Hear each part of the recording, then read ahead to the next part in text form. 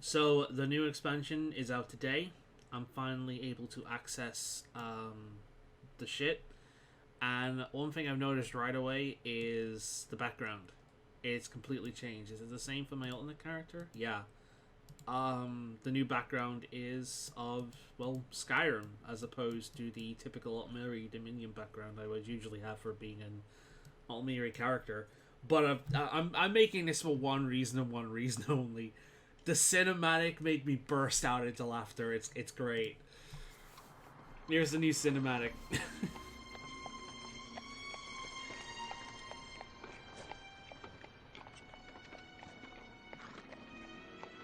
Hey, you're finally awake. We just crossed the border. There's a vampire with me. Strange things have been happening since I was away. Even so, it's good to be back home. So from what I've seen of this, the entire thing is just basically Skyrim's Dawn God, but more expansive. So I'm hype, especially as a werewolf player. Apparently they've really improved the werewolves. They've improved the sustain, which is nice. Because I remember playing this game at launch and werewolves were just useless. Especially considering the fact that stamina characters were just not viable whatsoever. Everyone was running around as fucking vampire nightblades. And it was boring, but yeah. Coming back to the game, stamina is viable, werewolves are actually viable. It's very nice. It's always something.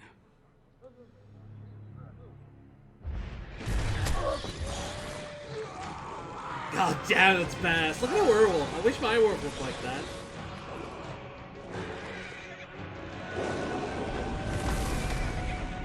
God damn.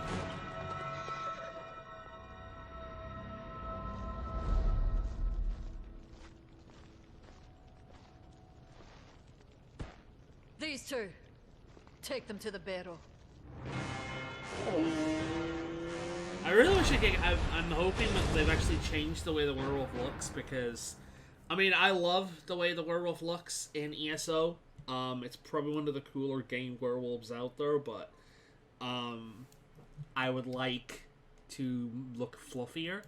So let's actually get into the game, and I'm in Northern Elsewhere right now, so I'm hoping it doesn't just shove me right into the new content. I'd rather make the choice, because I'm still going through shit. I've only just started playing this game, and I'm still going through shit. I got up to Vardenfell, and then got really bored. I've done the main campaign. I've done the faction quests for all three of the factions. I've done the single player stuff in I forget the name of it. Grim something? I don't know. It's mainly a multiplayer area, but I've done the single player stuff in that. I've done Northern Elsewhere.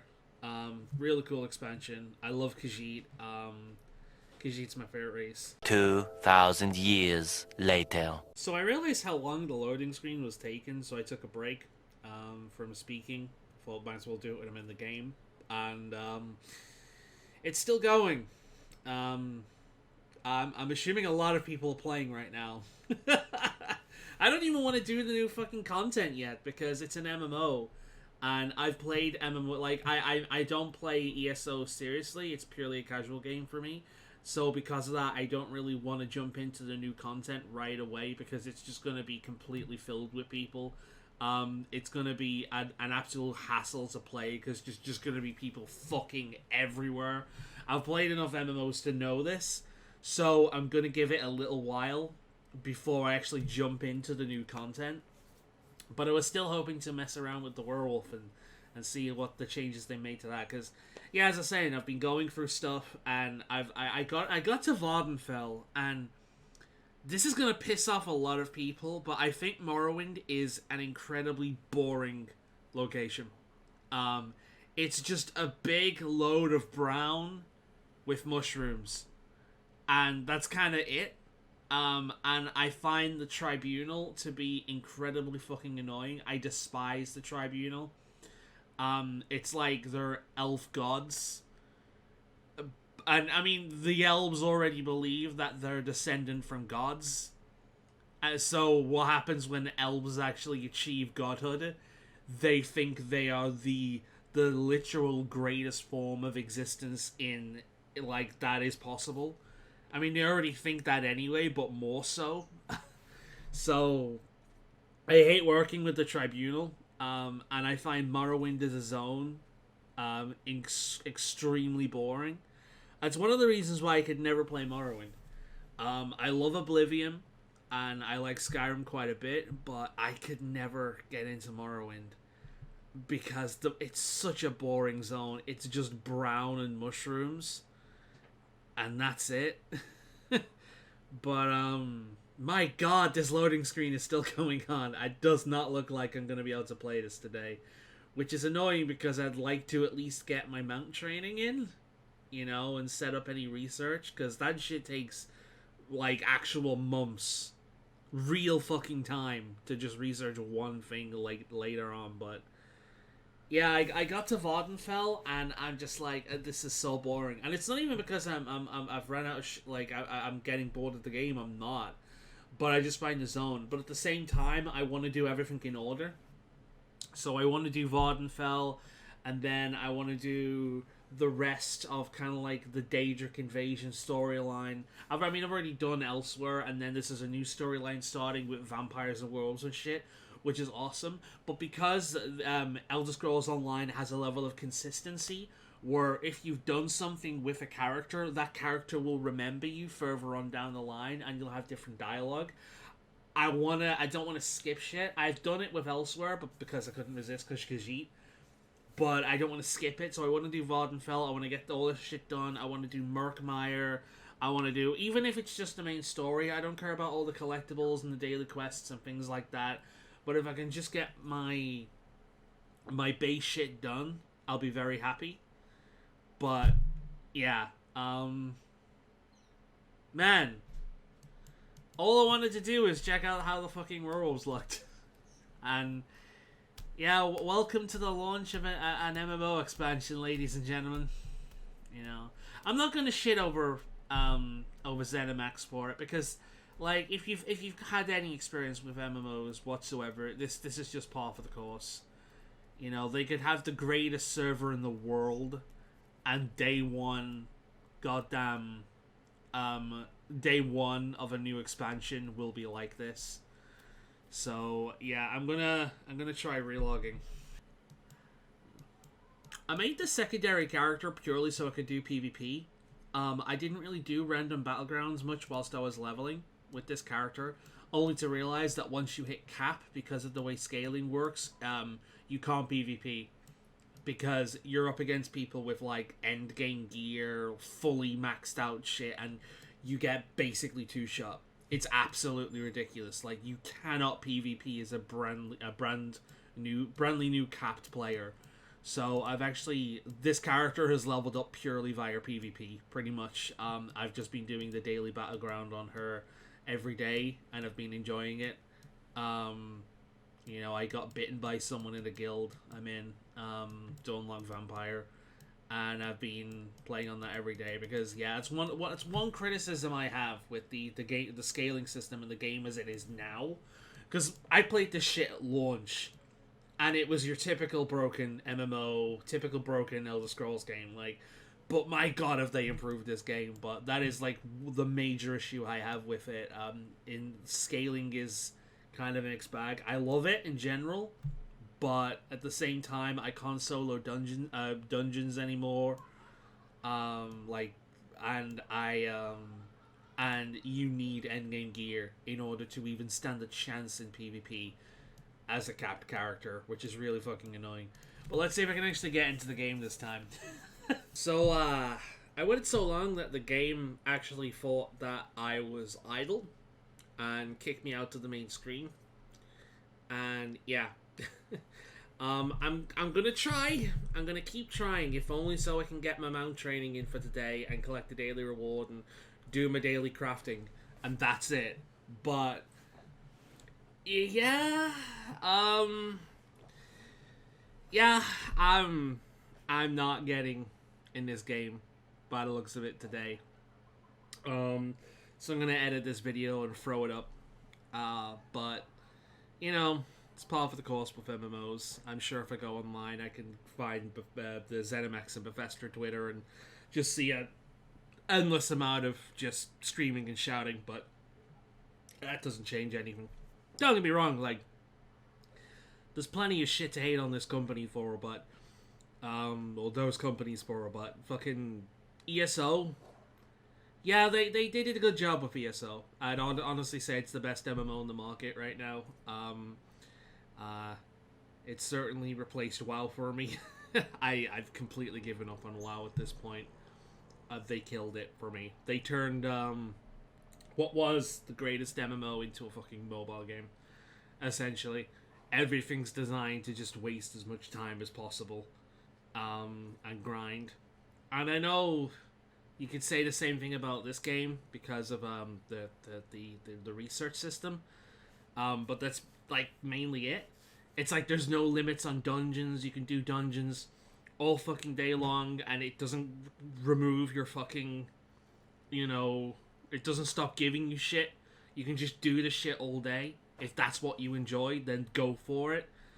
You know, there's a lot of systems in this game that are just less mobile-esque and grindy than in WoW. And I love Warcraft with a passion, but I don't love what it is now. So I pretty much hit that point that a lot of WoW fans eventually hit. Classic WoW is still great. If you want to play WoW, then play Classic WoW, but I don't really have the nostalgia for that a lot of other people do, because I never played it. I was a rough baby. So yeah, I've kind of dropped. It's okay though, because there's this great piece of art that I've got in front of me, above my computer, that I have of my main characters, my Alliance character, and I look up at that on a regular basis, and I'm looking at it now, and I think, yeah, I had some good times, but I'm finally. It was that shit that the fucking sunk cost, but like WoW as it is, like when I left, was so bad that even the sunk cost fallacy didn't work on me. it was a case of like, do I continue playing the shit and wasting more time and money, or do I play something I enjoy? And it was, for a while, it was a case of fucking, when I quit WoW, it was a case of like, oh shit, I finally kicked the habit. I'm no longer on drugs, and I played other fucking games. And Pillars of Eternity, fucking 1 and 2 are fucking amazing. Pathfinder Kingmaker, fucking amazing. I finally got into these long form RPGs that I really wanted to play for ages, but never, because I was fucking addicted to this MMO and just went into it all the goddamn time. Just, well, I have to do this, and I have to do this, and I have to do this, and I have to do this, and I want to collect this, and if I want to collect this in a reasonable amount of time, then I have to do this, and this, and this, and this, and this, and this, and this every week. And it just turned into, by the time I finished the shit I, finger quote, had to do, by the end of the day, then the day was gone. There was no time whatsoever to play anything else. The game became a job. So I'm so glad that I'm not playing that anymore. I'm actually glad that the game became shit, to be perfectly honest, because I stopped. It was enough for me to stop playing. I've got screenshots, I've got videos on this channel. I've got my art piece. I've got memories. I've got memorabilia. I'm good. And yeah, I like ESO, but I'm not in like a proper raiding guild. And I'm not obsessed with collecting everything, so I'm just enjoying it as a really long single player game right now with a PvP mode. So I can just not play it for a day. As long as I come in, I'll log in every day. I'll get my mount training, and I'll do my crafting, and that takes like 5 minutes. And then if I'm really not feeling like playing it for that day, I'll do something else. It doesn't have the same hold on me. And I am still in this fucking loading screen. So yeah, chances are you won't be seeing any more WoW content on this channel for a while. I've been playing a lot of Animal Crossing. Like, mostly I've been playing Animal Crossing. I've been messing around in Skyrim. Again, I've convinced a friend to do a full mage playthrough, since he's never done that before, and it's fun. He's using Illusion, which again he's never done before, and if you've never done an Illusion playthrough in Skyrim, I highly recommend it. It's hilarious. You know, I've really wanted to play Oblivion, but I love my Switch, and I really wish they'd port Oblivion to the Switch, so I can play it on the Switch instead of needing to be in the computer. It's the sole reason I play Skyrim more than Oblivion, because it's more convenient for me to play. Otherwise, I just play Oblivion 24/7 like I used to. But yeah, I played Blades. Blades came out on the Switch, and I played it for about 4 days before getting incredibly bored of it. Because I finally hit that kind of wall where I hit the wall really quickly, where progress is made mostly by waiting for shit to happen or finish, or by opening up your wallet and spending real money, and fuck that. So, I knew it was shit, but I wanted to play it for myself, just so I could, like, accurately complain about it, because I love moaning about mobile games. So, yeah, it's Elder Scrolls Blades is absolute trash. But it's got, like, the slight Oblivion edge to it, where, I can kind of enjoy it that way. You know, there's a slight Oblivion feel to it, and that's what kind of I got out of it. You know, it really made me want a port of Oblivion on Switch. But, yeah. Pillars of Eternity is on Switch. I think both of them, 1 and 2. I've got it on PC, but I can play it whilst lying down on the couch. See, that's the thing with the Switch. That's the thing with the Switch. Like, it's the first console I've been excited for years, because every goddamn console generation is the same. It's like they sell these systems based solely on power, you know, and graphics and shit like that. And they lie about the capabilities of the system. They just lie about it. You know, it's like, here's what it can do. Like, okay, that's what the system can do, but that's not realistically what it will do, if you know what I mean. It's like, if you push graphics to the highest end as you possibly can, like, we have the technology to do legitimately realistic looking games, to the point where you cannot tell the difference between that and reality. We do have that tech at this point, but it takes so much to run that something like that requires a fucking supercomputer level of power. And sure, it'll look pretty, but good luck playing a game like that. It just won't run. It'll lag up a storm. It'll probably end up crashing, and yeah, it's eventually they'll lower the graphics, and they'll make changes. They'll have less shit on the screen ultimately, so the game can run better. That's usually how shit works. Because even games you play on console are pretty much always designed on PC, you know, and then they'll lower the quality down for the final release. But the problem is that when we see these games on show, they're showing them in the testing phase on PC, and they're showing what the system is capable of, but they're not showing what the system will actually show you. So, and once you see better, like Jim Sterling said this in one of his recent videos, like once you see what something better, it doesn't matter how good the end result looks. If it looks worse than what was originally shown, it's going to look bad. It can still look good, but if you have that prior, like, better example first, it's gonna look bad to us. It's just the way the human brain works. And yeah, it's the same shit every generation. It's like, oh look, we've got this new console, and it's super fucking powerful, guys. Look at the graphics and shit. And then they release it. The console is expensive beyond all hell, and the games don't look anywhere near that good. The loading screens are really freaking long. It plays awfully. Like, the most important thing is frame rate, and the frame rate is trash. And then, like, maybe 1 or 2 launch games will come out for it, and the rest will be a bunch of ports from the last system. Like the last generation, there'll be a bunch of ports that you already have, but of course it doesn't have backwards compatibility, so you can't play those games on this new system because that's way too impossible to do that. So you have to fucking buy these games again if you want to play them on the new system. And then despite all these problems, it will still be less powerful than your typical PC. Day one, PCs will already surpass it. And then on top of that, they'll find an excuse to heighten up the price. You know, or like, remember when games cost 40 quid for a frigging full price release?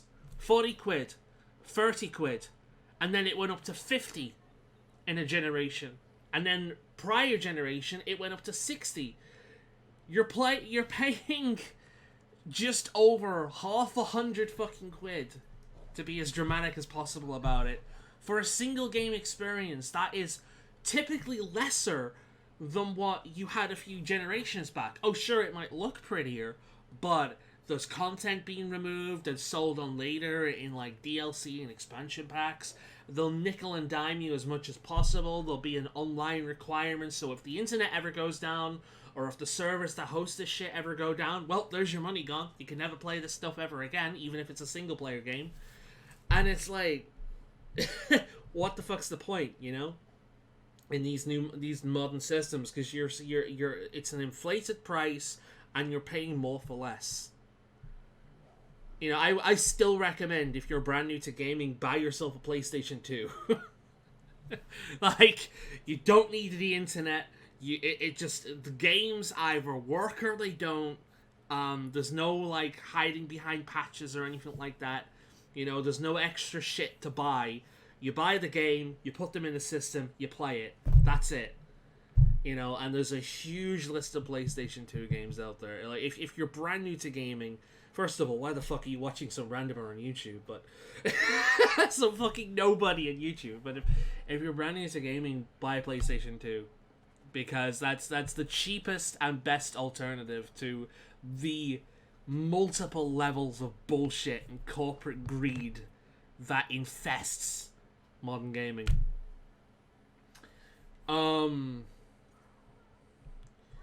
But yeah, it's like, it'll come out, they'll lie about the power, blow us on, so forth.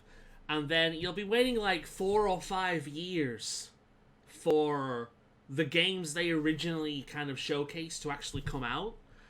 And it'll just be a waiting period. And then maybe about a year or two after those initially showcased games come out, where developers know the system, they know how everything works, and then you get yourself into a nice routine of, here's new games, everything's in a nice routine. About a year or so after that hits in, boom, we hit the next console generation, and it all starts over again.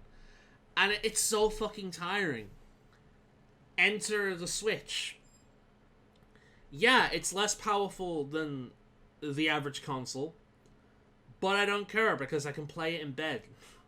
It's like, I own games on this system that I've already owned. I've bought ports on it that are less powerful than on other platforms, simply for that portability aspect of it. You know, there's a huge aspect to the you know, playing it on television and then just pick the system up and boom, it's a portable system, and I place it back down on the pad again and it's a home console. It's such a simple gimmick that I'm surprised we've never seen before, and it's done so well. The Switch has its problems, like the online paywall is completely fucking arbitrary. It's done purely because the other companies do it. It adds nothing to the value of the system whatsoever. But, and it's got some hardware issues. But overall, like, that one gimmick of portability / home console in one is the selling point. It's the first time a console has legitimately excited me, because here's the thing, when you have a PC that's capable of playing modern games, consoles are pointless. The only reason to play in a console is to enjoy gaming while sat down on the chair, which PC gaming doesn't really make easy. You're usually sat in an office chair and it can be hell on the back. But if you're playing but that's the only kind of like thing. And they used to have convenience. Like console games used to have convenience over PCs, where it's like PCs had these codes that you had to put in to make sure you're not stealing shit. It didn't stop anyone from stealing shit. It just made things more annoying for the average consumer. But you had to put this shit in. You had to install it. It took ages, and then because it's PC, it could have all these different kinds of problems. And consoles had that kind of benefit of being convenient. You know, you buy the game, you put it in, you play. Nothing to worry about. But then you needed to start having profiles on consoles and accounts, and there were day one patches. And then we have the modern systems like the PlayStation 5. Is it the PlayStation 5 or is it the PlayStation 4? No, it's the PlayStation 4, sorry. Now, the modern systems like the PlayStation 4, where you can't play a game for the first day you get it because it's installing. The disc is completely pointless. You buy the game and it installs for the rest of the day, and you might be able to play it tomorrow. It's like there's no conveniences, and then you've got DLC, you've got day one patches, you've got all the shit, and really there are no conveniences anymore that consoles have over PCs, except the ability to sit down in a proper chair. You know, and you could always rig that up yourself if you really wanted to, so on PC, so. But then the Switch comes along, and it's got this really unique gimmick. And it's exciting, because all these other consoles are the same. You know, they're lesser PCs that are sold for a ridiculous price. The games are sold for a ridiculous price. They all have issues because they're made to sell on graphics rather than how they actually fucking perform, and the content of the game. And then everything is nickel and dimed beyond hell, and it's just this massive farce. And there's no point in engaging in that when you've got PCs, and you've got the huge indie market on PCs. You've got websites like Good Old Games and that kind of thing. There's absolutely no point. But the Switch is the first console that has legitimately excited me, because it's the first console in years to do something different that wasn't a hassle. Because, like, the Wii did something different. The Wii added motion controls to things. But they were awful. Motion controls often were not responsive whatsoever, or they were hugely distracting, and essentially you would be unable to focus on the game you're playing, because instead you're focusing on how fucking awkward the controls were. They were fucking hindrance. But when was the last time a console was actually added to the gaming experience? Like, I think, what was the first console to add Rumble? And that was completely taken the piss of when that came out. When they added Rumble to controllers, people just thought it was hilarious and stupid and unnecessary, and now we kind of accept it as like a standard. But yeah, that was it.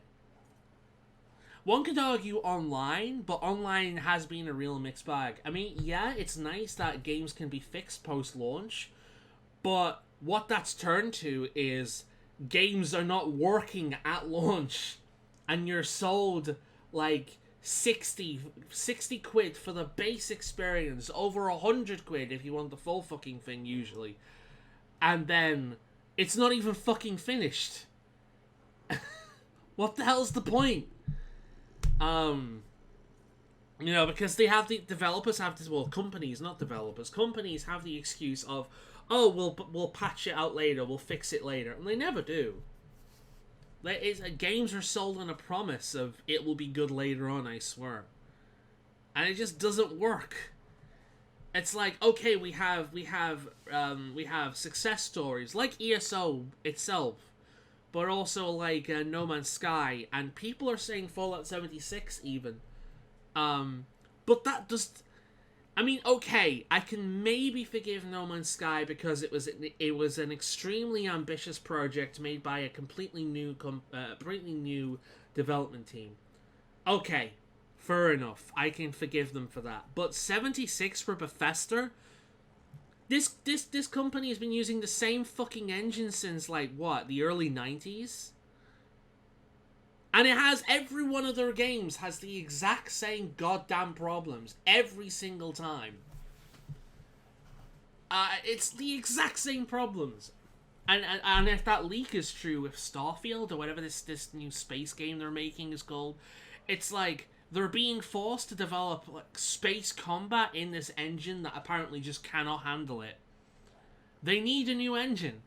It's not just a meme request at this point. It's true. They need a new engine. The bugs aren't cute anymore. It's just lazy. It is just lazy, and you cannot rely on modders to fix your game, especially when consoles don't really support mods. I know they're getting there, but it's really fucking basic. It's ridiculous to rely on mods to fix your broken ass game. Like that shouldn't be what you rely on. And yeah, Starfield is gonna be shit if things are gonna continue on the way they've been going. And the next Elder Scrolls... Oh, I've been logged out again. The next Elder Scrolls game is gonna be trash. Like, it's this Elder Scrolls Online gets away from it because it's a technically a different company with a different engine. But my God, imagine an MMO ran on the fucking engine. Oh wait, we do. It's called 76, and it's the biggest broken piece of shit imaginable. And we do have people now with the new expansion going, oh well, it's actually pretty good now. No, it's not. It's gone from completely broken and absolutely unplayable to playable. It's a playable experience now. That doesn't mean it's good.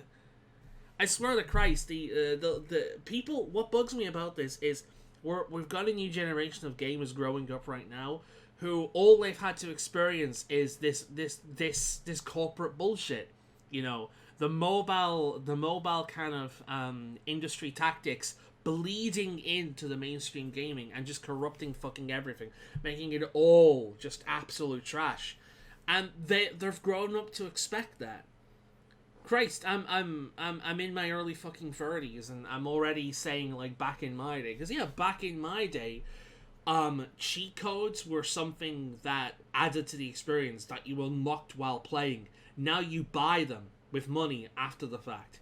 Things like extra skins and big head mode and the like dev rooms and all this kind of extra content.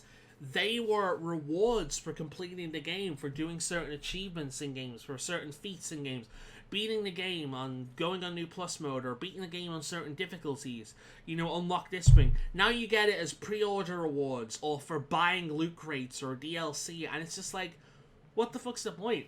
I always remember Ratchet and Clank. I beat the original Ratchet and Clank so many goddamn times, and not only do you unlock new skins you can unlock new skins for your weapons, you can unlock various cosmetic cheats and things like that, and you unlock an entire fucking dev room with documentaries on how they made the game and things like that. It's really cool. It really rewards the completionist. But these days, all that shit will be packaged in like a pre-order bonus, or you'd have to buy it as an extra, and it's just like, it really takes away from the experience. It's not something you get for enjoying the game you love. It's something you have to buy extra, and and yeah, we have an entire generation of gamers that are raised on this idea that this is normal, that you have to buy fucking everything and you get nickel and dime like crazy, which means it's only gonna get worse. Think about it. Like, in a few years' time, we're gonna have people who are nostalgic about loot boxes and mobile phone fucking crane games. How fucking crazy is that? It's bad, man. I mean, it's gaming. We have this fucking coronavirus going on right now, and Australia's on fire and all that kind of shit. There are worse things to worry about, but that doesn't stop making it ridiculous. It's I do find it funny how initially this video was just going to be exploring, the changes, but it just turned into a big vlog. A rant about gaming. But yeah, like, I'm not excited for the PlayStation 5, or whatever it's called, or the new Xbox, whatever stupid name they're going. that's a rant I'm going to go on for as well. I have family members who know absolutely nothing about gaming. And typically speaking, when they want to order games for their kids or other people in the family, that I'm typically one that gets called because I know how this all works and whatnot. It's like I remember advising one of my cousins not to get the Wii U because their kids don't look after shit, and if they broke the pad, then that's the entire console gone. That kind of thing. But the naming of the Xbox, holy crap, is that convoluted. You have the original Xbox, just called Xbox. Okay, fine. You have the incredibly teenage, edgy, fucking look how hip I am with the kids name of the Xbox 360, which is the Xbox 2. The Xbox 360 is the Xbox 2. And then we have the Xbox One. The Xbox 360 is the Xbox 2, and the Xbox One is the Xbox 3. Like, try fucking explaining this to people who know fucking nothing about this shit.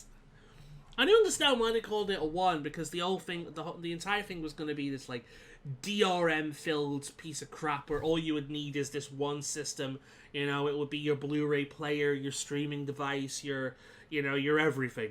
It was everything. It was all in one. I get the name behind it, but it's still kind of dumb. Surely there are better words you could have named it, like the Xbox, the Xbox Conclusive, the Xbox Combined, I don't know, hell, even if it was just the Xbox All-in-One, that would be better than the Xbox One. It was just stupid. What are they naming the next one? It's got some stupid fucking name. I can't remember. I don't know, if there's one thing I can give Sony, at least they're fucking consistent. PlayStation 2, 3, 4, 5, done. You know what you're getting. It's not the most exciting of names, but you know what you're getting. Nintendo was guilty of this as well with the portable systems. Fucking we had the Game Boy Color.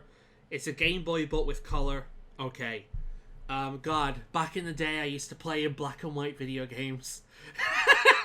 You don't realize how old a lot of this shit sounds until you remember it. Like, holy crap. Back in my day, games used to be in black and white. But, yeah, we had the Game Boy Color, and then we had the Game Boy Advance. Again, makes sense. It's the Game Boy, but better. And then we had the Game Boy Advance SP. I'm not really sure what SP stood for, but it was essentially that was my main one for years. It was a much more compact system, clamshell design, square, small, tiny. Basically the exact same product as the Advanced, but much better designed. A stronger backlight, smaller and more compact, but also hardier. That thing you could throw against a wall or drop off a 10-story building and it would still be fine. Holy crap, they don't make things like that anymore. You so much breathe on a modern phone and it cracks. Or a modern game device and it cracks. But yeah, the SP was a really hardy system. And then I can't remember. I think after that was the end of the advanced system, and then the DS came out. And this was when Nintendo was in the phase of, they've always done this, but usually they learned their lesson that the weird gimmicks are kind of poor. Never fuck control gimmicks, okay? If you're gonna add a gimmick to your system, make it a convenience gimmick. Don't mess around with controls. There's a reason why controller systems hasn't changed since we moved from joysticks to goddamn controllers. There's a reason why that hasn't changed. It's because we've not figured out a better method of doing so. It's locked me out again. And like motion controls are not that. Maybe at some point in the science fiction future it will be, but right now the technology is not at the point for for motion controls to be remotely viable. But if you're gonna gimmick your system, which you should, because it's got to be competitive, but make it convenience gimmicks again, like the Switch and its portability. But what was it? We had the DS, and the DS's big thing it was a touchscreen. That was its big thing. It had the dual screen. It was literally named after its two screens, and the bottom screen you touched, and it was shit. It was a very fat, poor, like low quality system. And it's like the only reason I ever had one was for Pokemon and Nintendogs. Because I'm a huge Pokemon fan, and quite frankly, if it didn't have Pokemon on, I wouldn't have had like this system in the first place. The original DS was awful, and then there was a bunch of them. There was the DS Lite, same thing but better designed. And then this is where shit gets really confusing, because then we had there was the DSi at some point. There was some really advanced, normal DS system, and it was, the final one. And then that was the leaping point between that and the 3DS. And the 3DS ended up being one of the best systems they ever made. But not initially. Because it's almost like they started from square one again, not learning any of the fucking lessons they learned from the original DS. And it started off at the same kind of thing. First of all, Nintendo and their gimmicks. They were huge on these gimmicks at the time. They seem to have moved away from it a little bit now, realizing that motion controls only work for people who aren't actually gamers. And they're not, and people who aren't actually gamers, as crazy as this to say, people who aren't actually gamers are not going to buy games for the system. Because I know so many people who had the Wii, and none of them, so many of them didn't buy games for it. They just bought it and just played the game that came with it, Wii Sports. And these were older members of my family who had never touched a video game in their fucking life. They just saw the motion control aspect of it, and they thought it was a really cool idea, and they bought it as a standalone thing. These are not the customers, okay, you get an original massive boost of initial sales, but this is a gaming system. You want people to come back and buy your other games. And yeah, you'll have a huge initial sale boost, but that'll be it. Because these people don't buy games. These people bought the Wii as a system on itself. They didn't buy other games for it. You're not gonna make money off these people in the long run. And yeah, the Wii was a terrible system. It really was. The one game I remember really enjoying on that was a rail shooter, because that's the one thing the Wii was good at. And Monster Hunter, because I'm a huge Monster Hunter fan, and it gave you the option of playing with a normal controller. The Wii was an awful system. The funny thing is, the Wii U was better, but it didn't sell. But yeah, with the 3DS, they sold the 3DS on it being 3D. And this was in the boon of cinemas pushing 3D and fucking everything. And it is funny because time, people joke about time running in circles, and how the same trends pop up every few years, and we don't move forward. You just repeat the same shit time and time again. It's funny because I'm a big horror fan, and I've watched a lot of a big horror from the 80s. There was a point in history where I think it was for the same reasons, cinema was really pushing 3D because they were trying to get people to go to the movies. And it's really distracting. You'll what? When a movie was made around that time, because it'll have this really weird, out of place, just 3D scene that is shot completely different from the rest of the movie, but exists purely to be a 3D moment in the movie. I think one of the later Nightmare on Elm Street ones did this, and it was really fucking weird.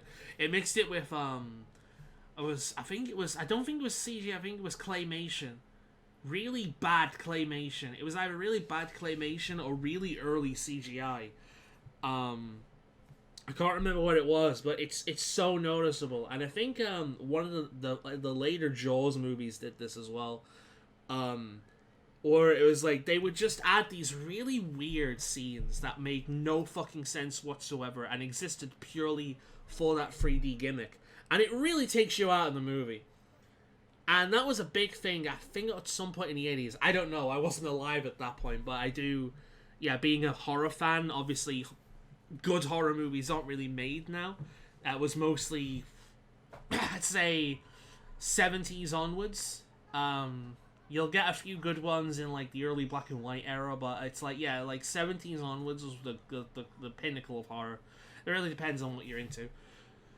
But we did this recently again in cinema, where every goddamn movie that came out had like this tacked on like 3D aspect to it, so they could charge people more, so cinemas could make fucking money, because they need to compete with streaming. Because why the hell would you go out and pay exorbitant prices for a ticket and overpriced popcorn when you could stay at home on your flat screen TV and watch Netflix? Well, like, why would you do that? You know. So I think it's a shame, because I do have fond memories of going to the cinema with friends, but the cinema is dying out.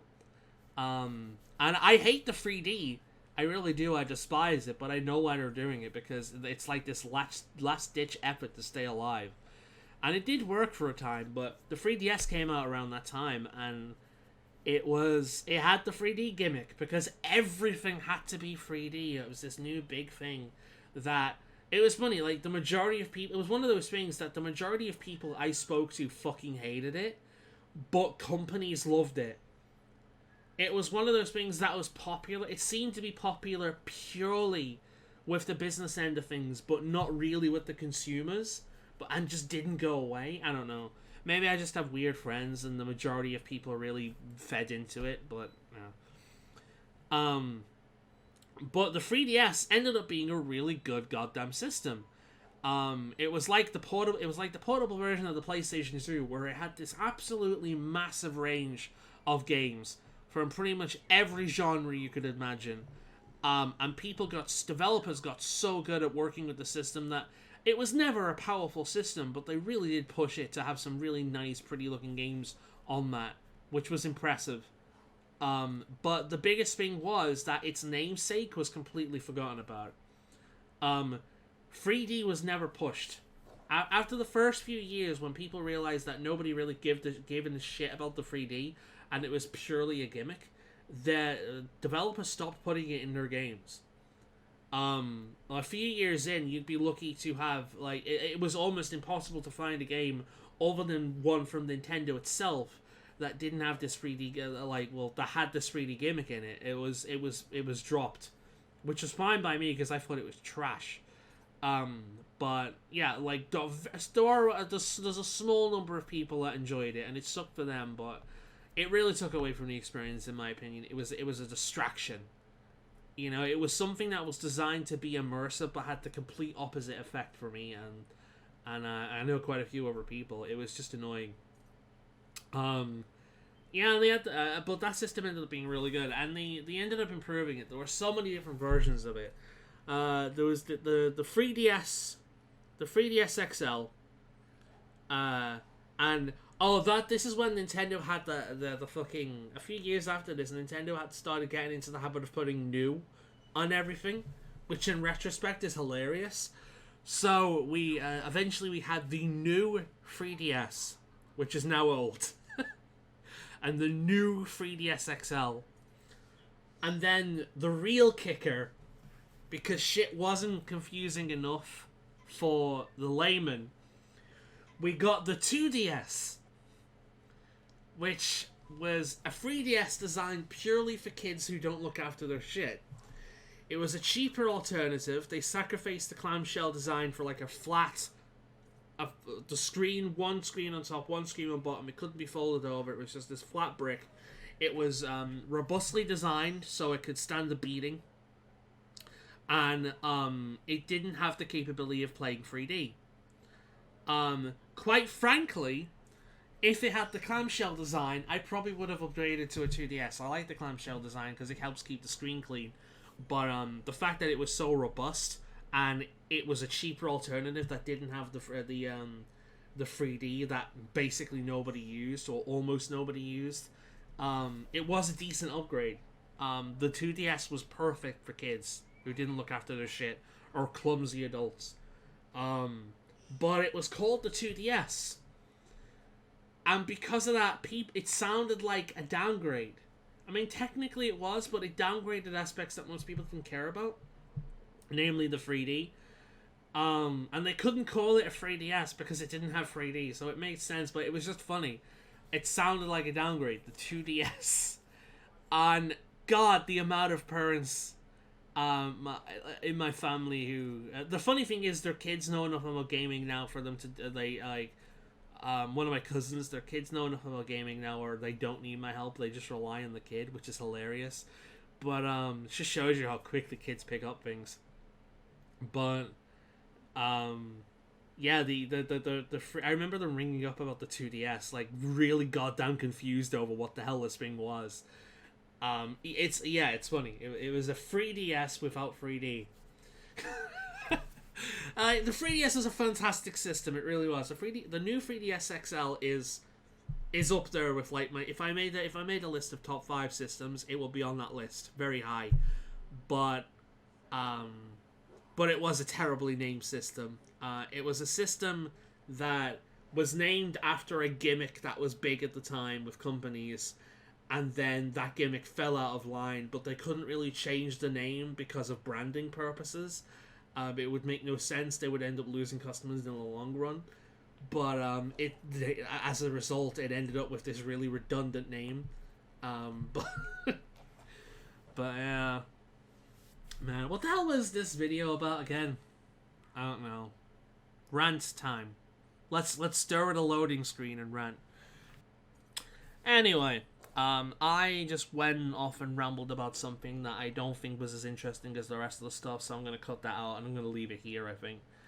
I'm probably not gonna be able to play this game today.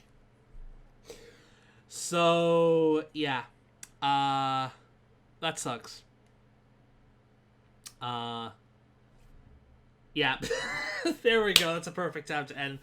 I ain't getting in this. I'm probably not going to play it today. I hope you have enjoyed this random ranty vlog video about random shit that's on my head. And I will see you some other time. Bye.